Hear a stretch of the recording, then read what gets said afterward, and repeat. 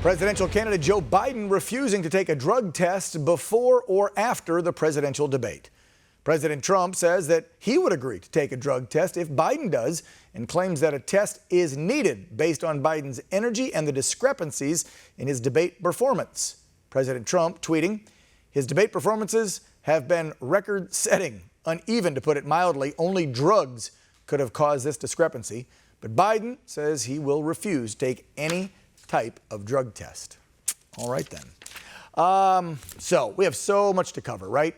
President SCOTUS pick, the left's attack on that pick, Justice Barrett, Biden's declining that drug test, and now the bombshell we started out this show with, voter fraud, the ballot harvesting in Minnesota. So joining me now to talk about all this, Director of Investigations and Research for Judicial Watch. He's a regular here at One America News and on Real America, and we really appreciate him, Chris Farrell. Chris, how you doing today?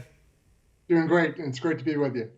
Where do we begin? What do you want to go with? I mean, we can go with the SCOTUS pick and the lies from the left. We can go with the ballot harvesting first and what Project Veritas has uncovered. We can go with the taxes. You pick, Chris. There's so many good ones from the weekend.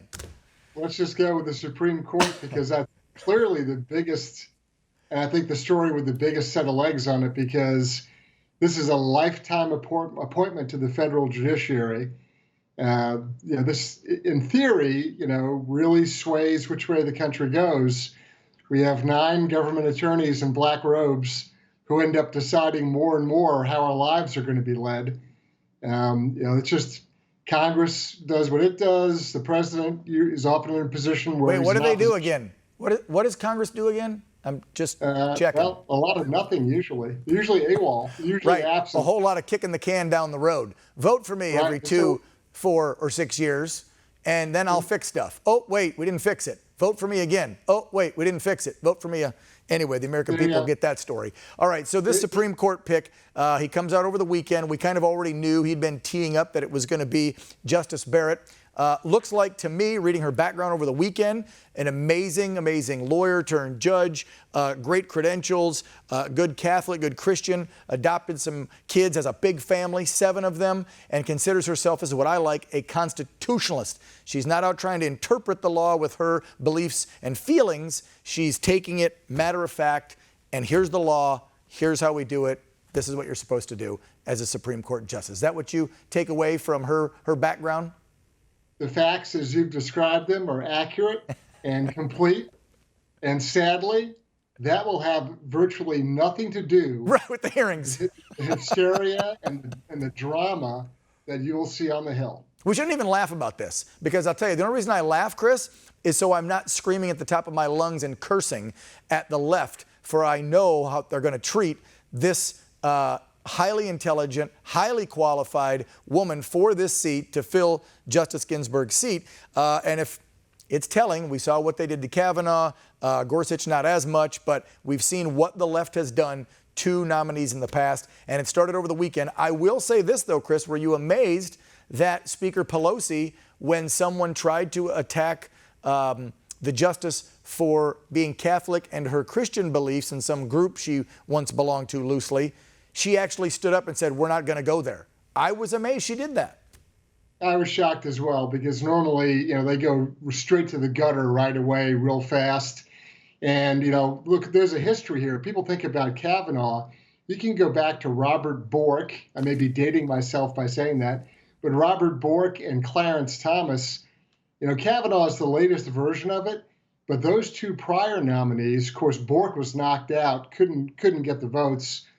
Clarence Thomas obviously is a justice, Kavanaugh, but people forget that there's a long track record here of the viciousness of how these appointments or these appointees, what they go through. And so I was a little surprised that the speaker came to her defense with respect to her religious beliefs, but I don't expect that to hold up too long by other folks. So there is a book out called How to Be an Anti-Racist by this Boston professor who teaches anti-racism there. I believe his name is Ibram Kendi. I've been tracking this guy for a couple of weeks because I was watching an interview he did on some very, very small, low-rated cable something or other, free speech TV, that is literally, when I watched some of the interviews done by the host, was disgusted by things coming out of their mouths about police officers and back in the blue and President Trump. He comes out and tweets, this professor, that she only did this because of her white privilege and that white folks have been doing this forever to colonize black people. So she only adopted these kids from Haiti. I was just disgusted by his tweet. And this is the narrative that some online were throwing out there already. And I'm like, maybe she's just a really good, sweethearted Christian who wanted to do something nice for some kids in a country that is horrible and give them the opportunity that American children have. You think? Yeah, look, when you have these pseudo-intellectual professors who come out of the fringe, there's no explaining their stupidity. So don't waste your time.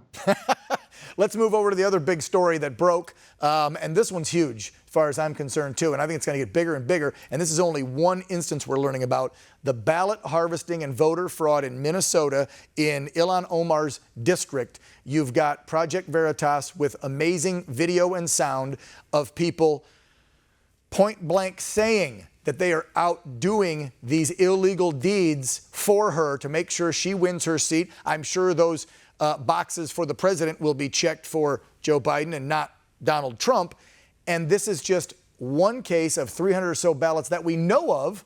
And then we heard on Friday before we went home for the weekend, I'm sure you did too, Chris, about the military ballots in Pennsylvania that were found in a trash can. And then how about the ballots in, I think it was Wisconsin or Minnesota again, correct me if I'm wrong, I think it was Wisconsin, thrown out in a ditch. And some had already been certified by that county. But then the left just tells us every day, the Democrats and the mainstream media, voter fraud doesn't happen. There's no possible way. It's President Trump scaring you. It's fear-mongering. How many instances do we have to see of this? Yeah, there are innumerable. And look, there's 3,900 and some odd counties in this country. And I'm telling you that when it comes to mail-in voting, the left loves that because you can just keep turning up with ballots and keep counting and counting and counting until you get the number you want. And so it's a scam. It is not secure. It is a situation where not in every instance is it corrupt, but it lends itself to corruption. That's the problem. It's incredibly insecure. It is not a means of voting where you can verify just as you would if you showed up at your polling place. Depending upon what state you're in, you present some sort of voter ID or at least identify yourself. You're checked off a voting rolls roster. You cast your ballot.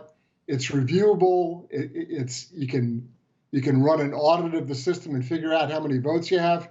This mail-out ballot thing is a free-for-all, and you're going to see abuse of the system just as you have in Minnesota.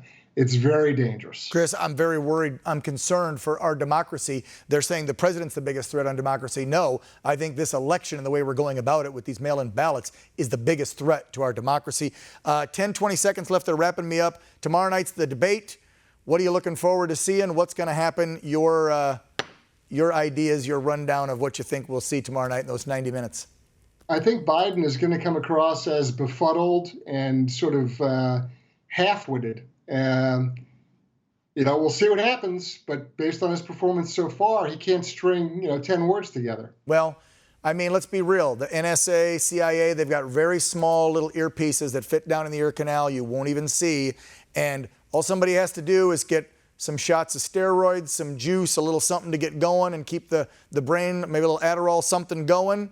I mean, he was pretty good at the DNC convention, then went right back to his stuff on the campaign where he's flubbing words and gaffing. So maybe he'll get a little juice up for tomorrow night and be clear. You never know. Back to the blood test. Yeah, we'll see. He won't do a test. All right, Chris, appreciate your insight as well and all that you do, Director of Investigations and Research at Judicial Watch. Mr. Farrell, thank you so much. We'll see you again real soon. Great to be with you. All right, tens of thousands of Christians showed up in Washington, D.C. this weekend for a massive prayer march. Straight ahead, we'll show you their message of hope and faith. Plus, our Real America video clip of the day. You don't want to miss this one because it once again proves how the left-wing media takes care of Joey Biden. Don't go away.